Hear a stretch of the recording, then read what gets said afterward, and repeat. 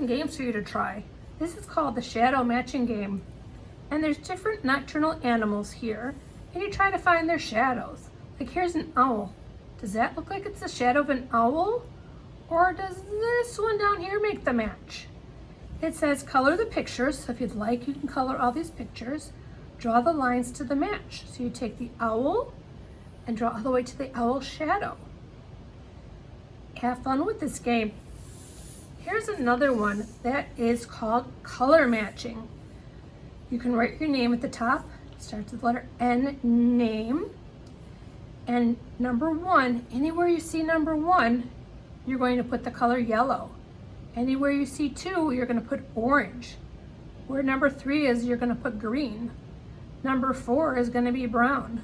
Number 5 is going to be black. Number 6 is going to be red. And number 7 is going to be gray. Give it a try. If you don't want to do it, you do not have to, but give it a try. Here's another one called Birds of a Feather. Again, you can write your name, and it says circle and color the pictures of owls. So you're going to look through all these different pictures and which one are owls, and you're going to circle the ones that are owls. Have fun with it, and if you don't want to do it again, you don't have to, but give it a try.